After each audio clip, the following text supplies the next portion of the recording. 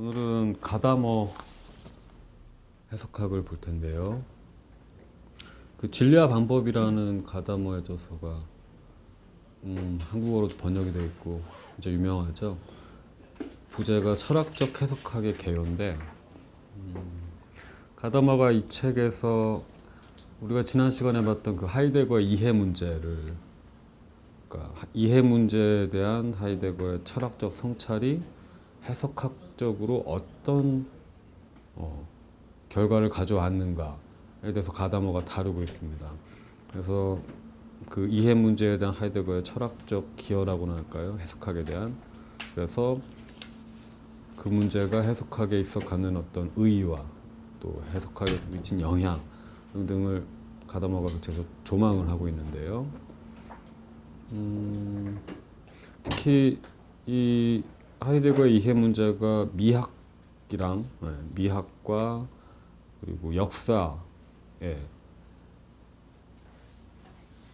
이것들을 읽어내는 방식에 어떤 영향을 끼쳤는지에 대해서 또 꼼꼼히 다루고 있습니다.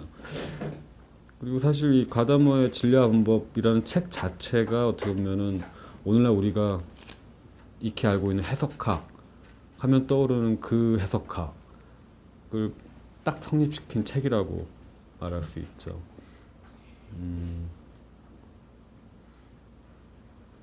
먼저 그 가다머가 방법에 대해서 비판하면서 또 간접적으로 이해를 언급하는 부분에 대해서 보도록 하겠는데요. 아마 우리가 계속 그 가다머 해석학을 접하면서 보게 될 건 꾸준히 아마 하이데거 철학의 그 영향이 보일 겁니다. 사실상 그 이 작업에 가다머가 하는 작업은, 이 책에서 하고 있는 작업은 하이데거의 철학을 해석학적으로 번역하는 일종의 번역과도 같은 그런 역할을 하고 있는 셈이거든요. 자, 일단 가다머는 근대 주관주의 형이상학을 비판하면서 저서를 시작합니다. 그리고 그 근대 주관주의 형이상학의 토대를 두고 있는 방법 또는 방법적 사고를 비판하는데요. 여기서 주관주의 형이상학이라고 할 때 주관주의란 건 인간의 주관적인 의식, 그러니까 주체의 의식, 그리고 그런 주체의 의식에 근거를 둔 어떤 사고의 방법을 말하는 겁니다. 인간의 의식에 근거를 둔 사고라는 것은 결국 어떤 이성의 확실성 내지는 투명성을 인식을 위한 어떤 기준으로 또는 중거로 삼는 걸 뜻하겠죠. 그리고 특히 주관주의에 있어서 특징이 뭐냐면은, 그러니까 인식을 위해서는 이제 여러 가지 인식 작용과 판단 작용이 요청되는데, 그런 인식 작용이나 판단 작용을 미리 앞서서 구조짓는 어떤 것들에 대한 탐구가 또 이 주관주의 형이상학을 특징 짓고 있죠. 그래서 칸트 같은 경우에는 지각이나 어떤 판단을 가능하기 위한 인간 정신 내에 있는 오성이나, 그러니까 범주들이나 아니면 감성들, 상상력 이런 것들에 대해서 논한단 말이죠. 말하자면 이런 요소들이 어우러져서 우리가 무언가를 경험하고 지각하는데 기여하게 되는 거죠. 그리고 이런 것들을 주관주의 형이상학은 체계화시켜서 말하자면 인식을 비판하고, 말하자면 인식이 어떻게 가능한지를 설명하려고 시도를 하죠. 이런 걸 초월론적 방법이라고 하는데요.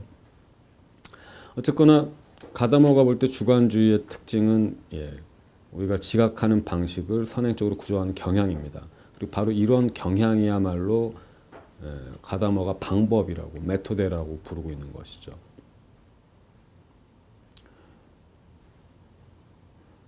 그리고 이런 식으로 인식을 위한 어떤 선언적 틀을 구조짓는 경향을 짓는 이 방법과 더불어서 우리는 주객도식을 바로 연상할 수밖에 없는데, 말하자면 주관과 객관, 주체와 대상을 구분하고 분리하는 어떤 도식이죠. 바로 이런 주객도식에 비추어서 주관주의 형이상학은 인간의 지위를 매깁니다. 그래서 항상 인간은 대상에 맞서 있는 주체이자 또 대상을 인식하고 파악하는 주체이죠. 그리고 바로 이러한 주객도식을 토대로 해서 또 가다모가 볼 때는 근대를 특징 짓는 기술론적인 사고, 그러니까 사물이나 대상을 조작하는 그런 기술론적인 사고가 바로 이러한 주객도식의 토대를 두고 있다라고 가다모는 진단을 합니다. 그런데 가다모가 볼 때 이 방법이란 것은 새로운 진리를 열어줄 수 없어요. 무능합니다. 왜냐하면은 방법은 그 방법 안에 이미 함축되어 있는 것만을 밝혀주기 때문이죠.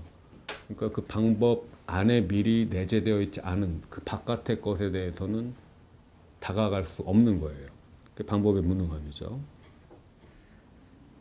그렇다면 결국 방법은 진리에 이르기 위한 길이 아니란 얘기가 되죠. 그리고 심지어 가다모에 의하면 좀 이따 뒤에서 보게 되겠지만 방법은 진리를 아니죠. 진리는 방법적인 인간을 배제합니다. 방법을 추구하는 인간을 배제한다고 표현해요. 자, 그래서 가다모는 진리에 도달하는 것은 방법을 통해서가 아니라 변증법적으로 가능하다고 주장을 합니다. 여기서 가다모가 말하고 있는 변증법은 소크라테스의 변증법에 가깝다고 보면 되는데요. 변증법은 분다법이라고 불리우기도 하고 또는 삼파술이라고 불리우기도 하죠. 삼파술. 그 산모가 애를 낳을 때 옆에 가서 도와주는 사람을 산파라고 하죠. 마찬가지로 대화를 통해서 대화 상대방이 스스로 진리를 깨닫게끔 하는, 마치 아이를 태어나게 하는 것처럼 진리가 빛을 보게 하는 것, 즉 자기 안에서 진리를 깨닫게 하는 것, 밝게 진리를 깨닫게 하는 것, 이거를 일종의 삼파술이라고 할 수 있죠. 자, 근데 소크라테스의 변증법의 주요한 두 가지 측면인데 그 두 측면은 한편으로는 소극적인 측면이 있고 또 다른 한편으로는 적극적인 측면이 있죠. 소극적인 측면은 아이러니라고 볼 수 있어요.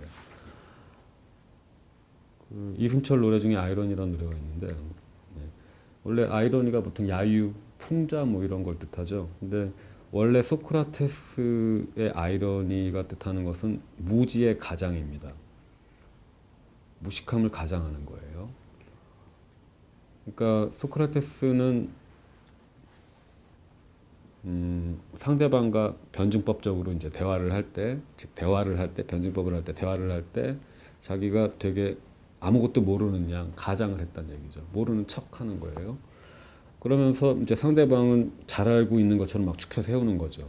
그럼 상대방이 신나가지고 그렇지 내가 잘 알지 하면서 수술 얘기하다 보면은 계속해서 소크라테스는 자기는 잘 모르니까 더 잘 가르쳐 달라고 묻는 가운데 묻다가 이제 상대방이 레퍼토리가 떨어지고 고갈되고 나면은 아포리아 상태가 오겠죠. 그래서 아무튼 그런 식으로 해가지고 이 소극적인 측면에 있어서 변증법의 소극적인 측면에서 소크라테스가 노리는 건 상대방이 스스로 자신의 무지를 깨닫게 하는 거죠. 네. 아무튼 그러기 위해서는 소크라테스 스스로가 자기가 모르는 자인 양, 무지한 자인 양 가장하는 게 필요했다는 얘기죠. 그리고 또 한 가지 이제 변증법에 있어 적극적인 측면 뭐냐면은 결국 그런 과정을 통해서 그 거듭된 질문과 대답의 과정을 통해서 대화 상대방이 자기 스스로 자시 안에 내재해 있는 진리를 깨닫게 하는 것. 그게 아마 궁극적인 목표였겠죠. 목표이자 또 변증법의 적극적인 측면입니다.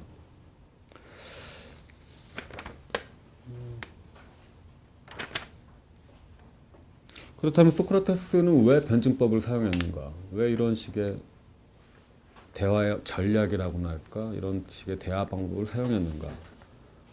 묻는다면 아마도 철학에 대한 소크라테스의 어떤 확신이겠죠. 소크라테스는 철학이 최선의 영혼의 상태를 유지하는 것이라고 생각을 했었습니다.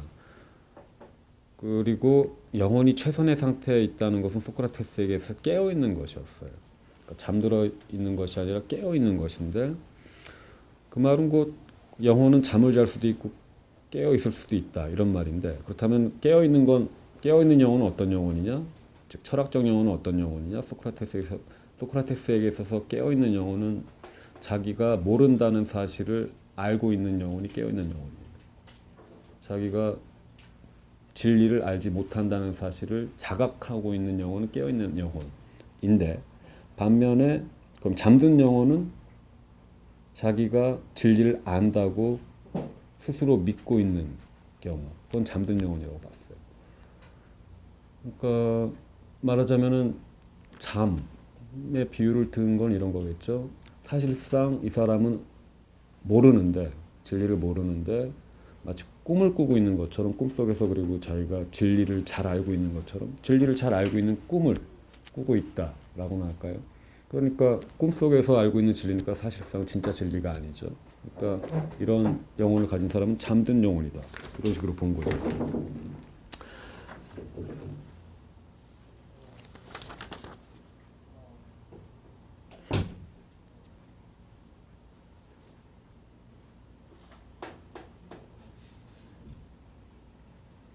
자, 그래서 다시 변증법으로 돌아와서 가다모에게 있어서 그러면은 진리의 변증법으로 도달할 수 있다고 했는데, 변증법적으로 진리에 도달할 수 있다고 했는데,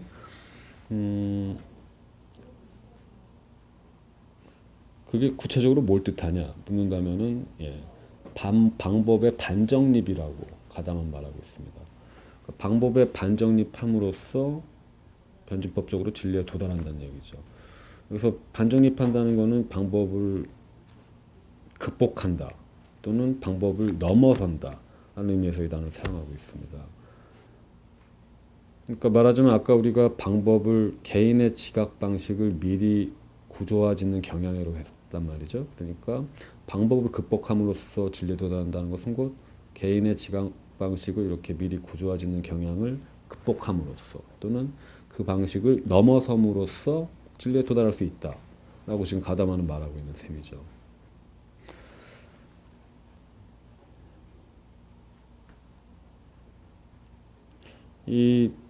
사실 이 방법이라는 것 또는 방법론적 사고라는 것은 데카르트 이래로 철학사에서 나타나게 된 어떤 사고 유형입니다.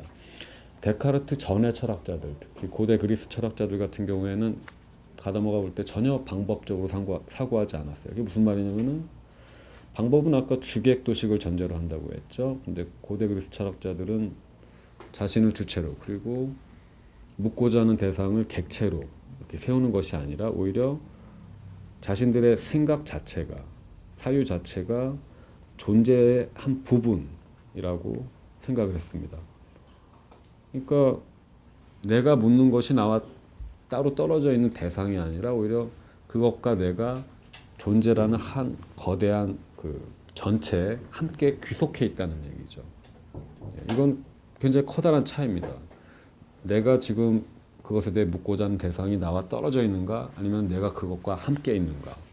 이 둘 간의 차이인데, 고대 그리스 철학자들은 이 후자, 내가 그것과 함께 있다 또는 그것에 참여한다 또는 그것과 함께 존재에 공속되어 있다, 이런 식으로 생각을 했다는 얘기죠. 그러니까 결국 이 고대 그리스 철학자들은 주관성이나 어떤 주체 의식 같은 것을 사유나 탐구의 출발점으로 삼지도 않았고, 마찬가지로 어떤 인식의 보편타당성, 즉 객관성을 주관성이나 의식에 의해서 근거지으려고 시도하지도 않았죠. 그렇다면 이 사람들은 어떻게 진리에 도달하려고, 그렇다면 이 사람들은 어떻게 진리를 인식했는가? 고대 그리스 철학자들은 이해하고자 하는 것, 그러니까 사물이나 사태의 본성 자체에 의해서 인도되는 방식을 취했었습니다. 이거를 가다모는 변증법적인 접근 방식이라고 하는데, 말하자면은 이거는 내가 주체로서 대상을 생각하거나 파악하는 게 아니라 오히려 대상이 나를 인도하는 거죠. 또는 대상이 나를 끌어가는 거예요. 그 완전히 방향이 거꾸로죠. 역방향입니다. 주객도식, 즉 방법에 있어서는 주체가 대상을 향해 가는 반면에 지금 고대 그리스 철학자들에게 있어서는 대상이 주체를 부르거나 아니면 대상이 주체에게로 가거나 대상이 주체에게로 영향을 주고 있는 거죠.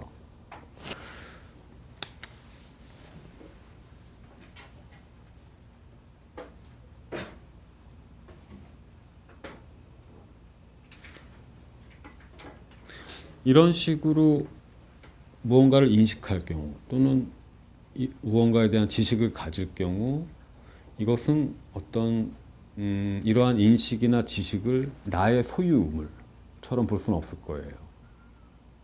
그러니까 마치 내 것처럼 무슨 내가 갖고 있는 어떤 물건처럼 지식을 다룰 수는 없게 된다는 거죠.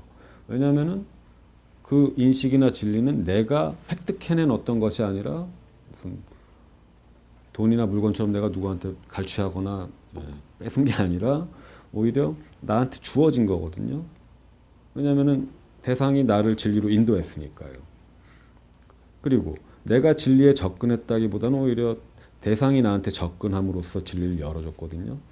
이거는 사실 내가 그것을 대상과 나는 주체, 너는 대상 이렇게 따로 보는 가운데 분리시킨 가운데 내가 그것을 그 거리를 극복해서 넘어가서 파악한다기보다는 오히려 내가 이미 그것과 하나의 존재에 속하는 가운데, 즉 그것에 내가 참여하고 있다라고 볼 수 있는 상황이죠.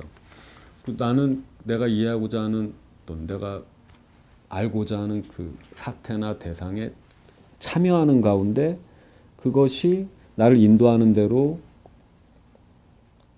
그것을 보는 거죠.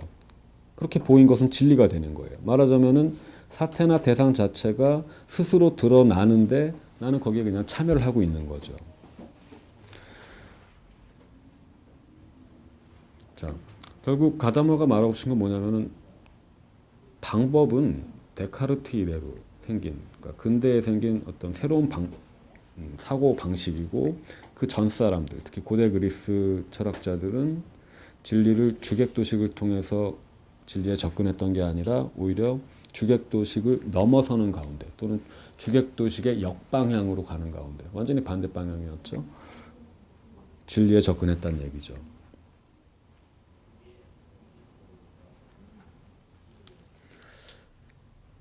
자, 방법 속에서 탐구하는 주체는 인도하고 제어하며 조작을 합니다. 말하자면 대상에 영향을 주는 거예요. 대상을 마치 자기 것처럼 이렇게 다루고 조작을 합니다.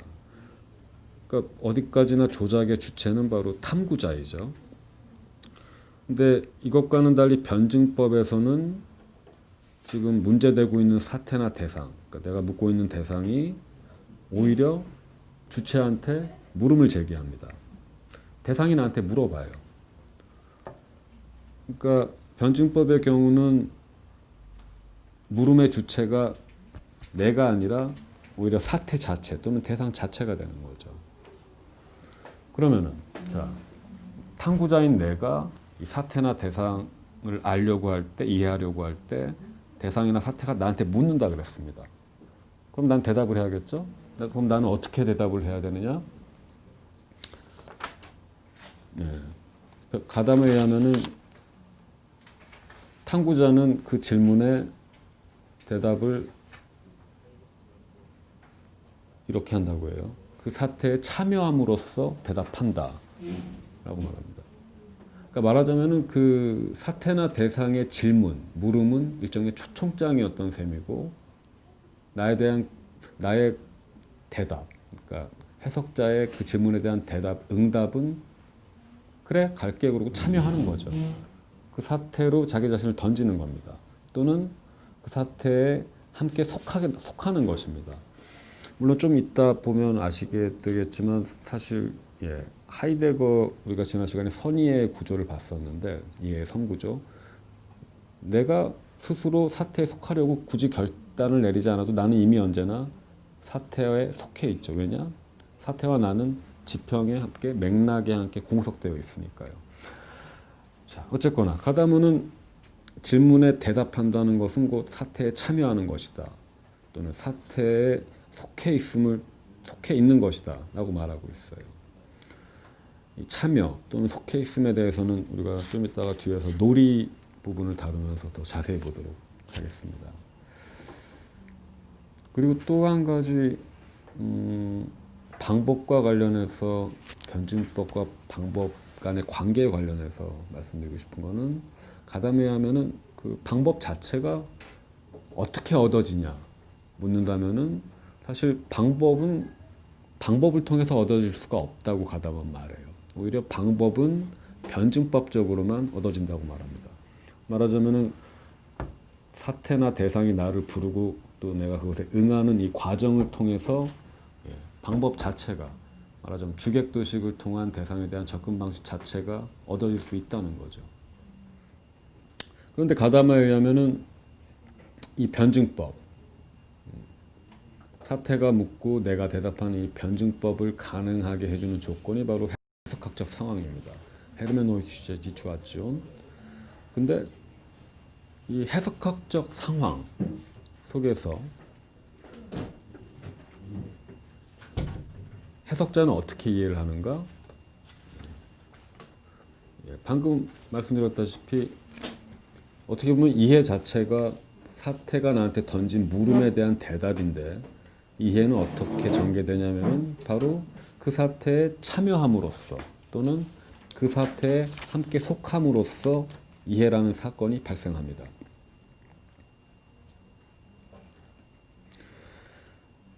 그러니까 결국 해석학적 상황 속에서 내가 지금 이해하고자 하는 대상은 주객도식이 말하는 대상, 그러니까 내 눈앞에 있고 나와 마주보고 있고 또 그만큼 나와 거리를 뒀으니까 마주볼 수 있는 거죠. 거리를 두고 나로부터 독립적으로 떨어져 있는 어떤 것, 그것을 또 그것과 분리되어 있는 내가 이해하는 것. 이것은 해석학적 상황이 아니죠. 해석학적 상황 속에서 내가 만약에 그것을 이해할 수 있다면 그 이유는 바로 내가 이해하고자 하는 그것에 참여하고 있기 때문이에요. 또는 내가 그것과 더불어 존재 지평에 함께 속하고 있기 때문이죠. 그러니까 결국 가다머가 하고 싶은 말은 이거죠. 이해의 조건은 바로 해석학적 상황이다라는 거.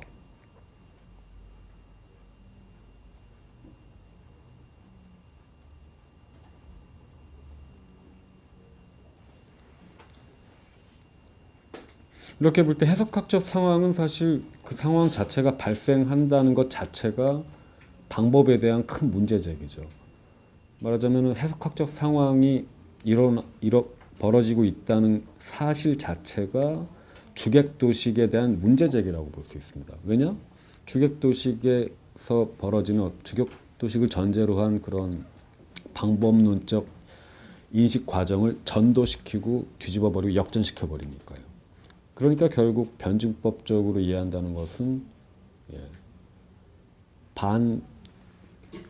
방법의 반정립이라고 가드머가 말한 이유가 바로 이것입니다.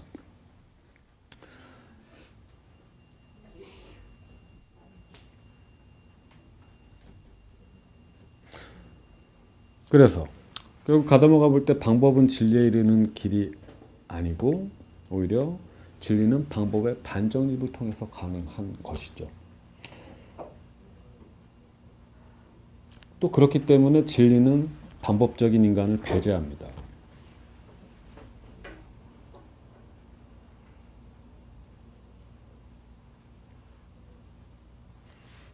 또 달리 말해보자면은 어떻게 보면은 진리가 우리를 방법으로부터 자유롭게 하는 거죠. 방법의 사슬에서 우리를 풀어주는 겁니다. 자, 결국 가다머가 말하고자 하는 이해라는 것은 방법을 통한 이해가 아니라 해석학적 상황 속에서 발생하는 이해죠. 마치 우리가 지난 시간에 본 것처럼 하이데거에게 있어서 이해란 것이 지평 속에서 발생하는 것처럼 가다머에게 있어서는 이해라는 것이 해석학적 상황 속에서 발생하고 있습니다. 그리고 이러한 이해, 해석학적 상황 속에서 발생하는 이해는 주객도식을 전제로 하는 어떤 인식 방식이나 이해가 아니라 다시 말해서 주체가 객체보다 더 우위에 서는 가운데 또는 그것과 대립하는 가운데 그것을 파악하는 어떤 주관적인 과정이 아니라 인간의 존재 방식 자체가 이해라고 가담은 말하고 있어요. 이것도 역시 하이데거의 영향이죠. 우리가 지난 시간에 봤듯이 현존재 이해는 바로 현존재의 존재 방식이었죠. 그러니까 결국 우리는 존재하는 한 이해하는 거고 이해하니까 존재하는 거예요. 이렇게 사유와 존재가 통일되었습니다.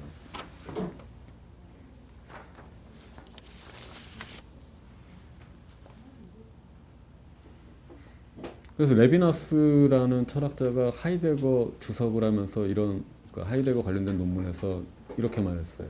우리는 존재하는 한 언제나 철학을 하고 있다. 철학한다는 것은 사유한다는 거죠.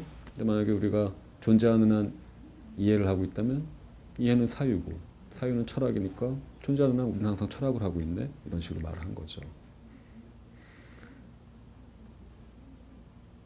근데 그렇게 치면은 철학 강의 같은데 굳이 갈 필요가 뭐가 있을까요?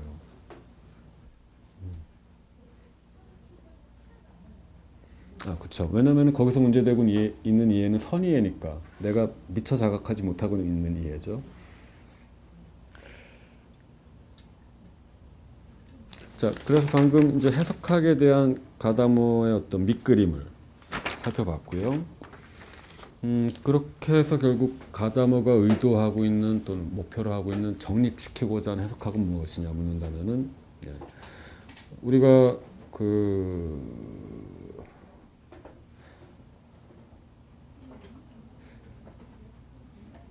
딜타이 지지난 시간이었나요? 딜타이를 우리가 본 게 딜타이에게 있어서는 말하자면은 해석학이라는 것은 정신과학을 토대짓기 위한 어떤 방법론이었죠. 기초가 될 수 있는 방법론. 지금 가담은 훨씬 그것보다 더 포괄적인 의미의 해석학을 제시하고 있어요. 그러니까 사실 딜타이의 해석학도 이미 그 전에 있었던 해석학보다 훨씬 더 넓은 의미에서 이해된 해석학이었죠. 왜냐하면 그 전에 해석학이라는 것은 텍스트를 읽어내는 기술이었거든요. 근데 이런 개별 분과학문들에 작용될 수 있는 텍스트를 읽어낼 수 있는 기술을 딜타이는 정신과학 전체를 근거짓는 어떤 기본적인 학문으로서 더 넓게 확장시켰었죠. 그리고 이제 가다모는 그것보다 더 넓게 확장을 시켜서 우리의 존재 방식 자체로까지 확장을 시킨다. 이렇게 치면은 뭐 굳이 정신과학뿐만 아니라 인간의 모든 존재들이 다 해석학이 되는 거죠.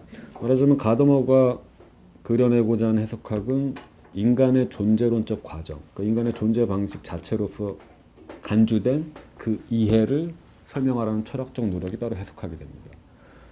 말하자면은 인간의 존재 방식으로서의 이해를 설명하려는 학문이 철학적 해석학이 되는 셈이죠.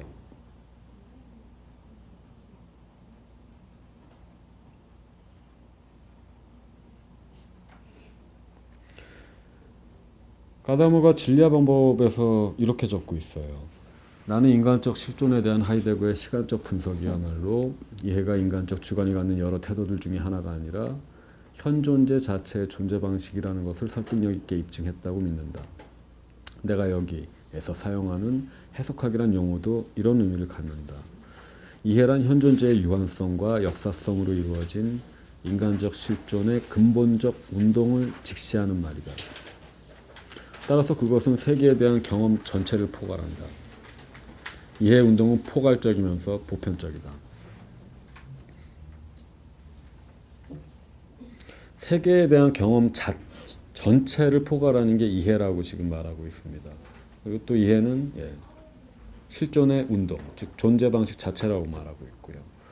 결국 가다모가 철학적 해석학과 더불어 제기하고자 하는 근본 물음은 그러니까 단순히 정신과학에 관련된 물음이 아니라 인간의 세계 경험 전체에 있어서 이해란 어떻게 가능한가? 그런데 사실상 우리가 매 순간 존재할 때마다 이해를 하고 있다면 결국 우리는 어떻게 살아가고 있는가? 우리는 어떻게 존재하고 있는가? 라는 물음과도 이 물음이 치환될 수 있죠. 어쨌건 이 철학적 해석학의 물음은 우리의 모든 경험을 포괄하기 때문에 보편적이고 포괄적입니다. 말하자면 철학적 해석학은 이해에 대한 보편적인 물음이 되는 거죠.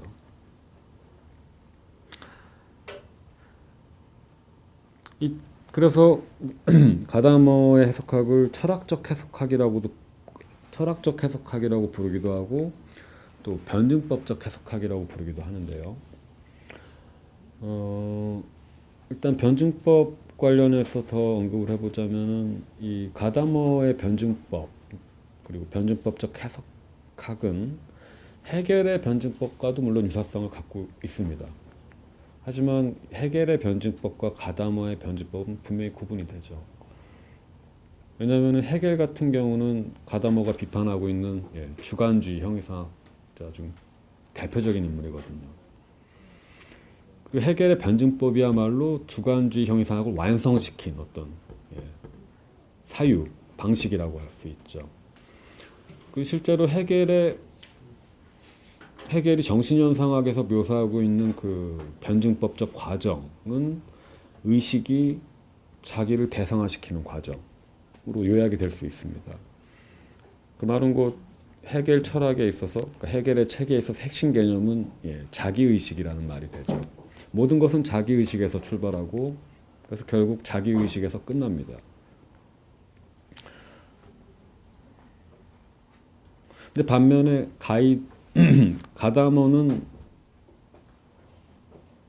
가다머가 지금 말하고 있는 가다머적 변증법은 이 자기의식에 토대를 두고 있는 게 아니라 존재의 토대를 두고 있어요. 그런 점에서 분명히 해결과 구분이 되죠.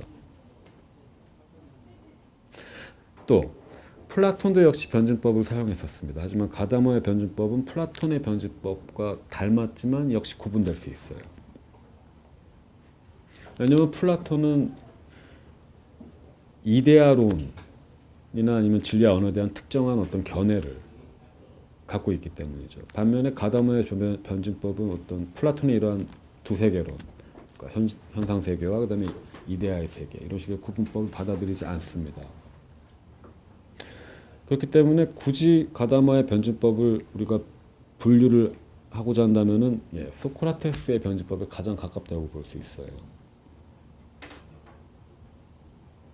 근데 문제는 가다머는 단순히 소크라테스의 변증법을 그대로 차용해 오고 있는 게 아니라 하이데거를 매개로 해서 소크라테스의 변증법을 받아들였거든요. 그 말은 곧 우리가 지난 시간에 봤던 이해의 성구조를 지금 가다머는 소크라테스의 변증법에 접목을 시키고 있다는 얘기고, 그 말은 곧 만약에 변증법이 물음과 대답의 끊임없는 과정이라면은, 그게 소크라테스의 변증법이라면은 이해의 성구조를 적용시킨 변증법은 아마도 이렇게 볼 수 있겠죠.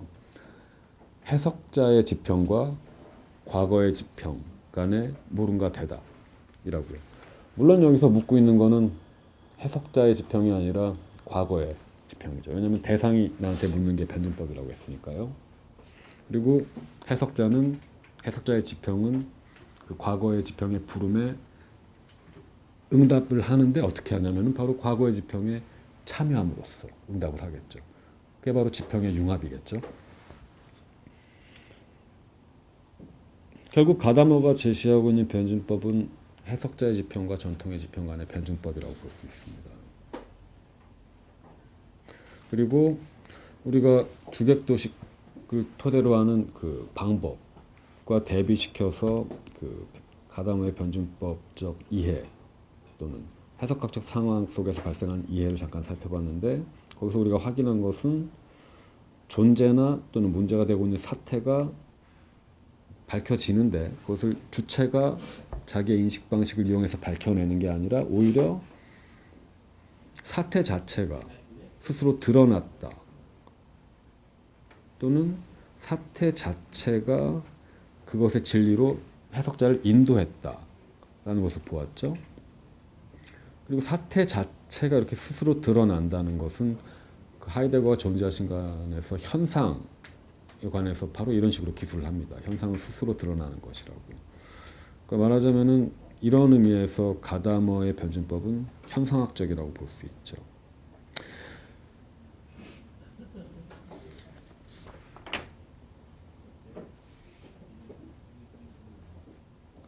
자, 이번엔 주관주의 미학 비판을 보겠는데요. 그 가다머가 방법적 사고에서 결국 기술론적 사고가 귀결됐다고 말했었는데, 기술론적 사고란 것도 결국 과학적 방법론을 뜻하겠죠.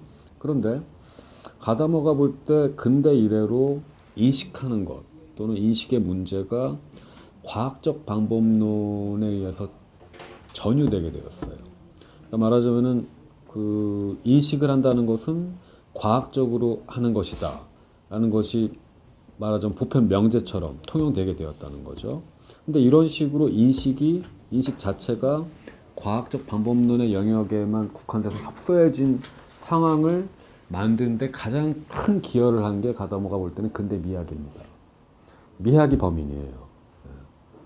그러니까 가다모는 이렇게 진단하고 있는 거죠. 근대 미학의 발생으로 인해서 정신과학이 근대 과학의 방법론에 예속하게 되었다.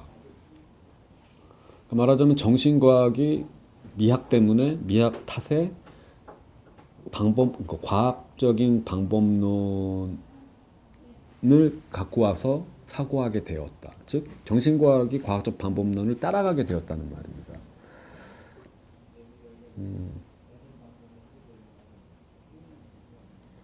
그럼 도대체 미학이 무슨 잘못을 했는가?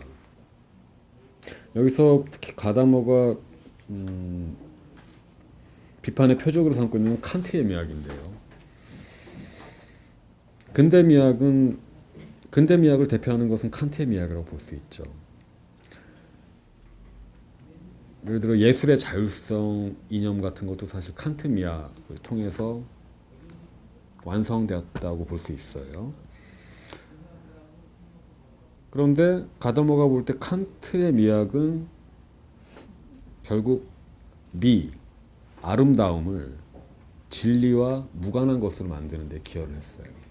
그러니까 말하자면 그 전에는 미와 진리가 함께 있었는데 칸트의 미학이 성립된 이래로 미와 진리가 구분되게 되었다는 거죠. 그리고 미와 진리가 구분되었다는 것은 결국 미와 인식이 구분되었다는 걸 뜻하는 거죠.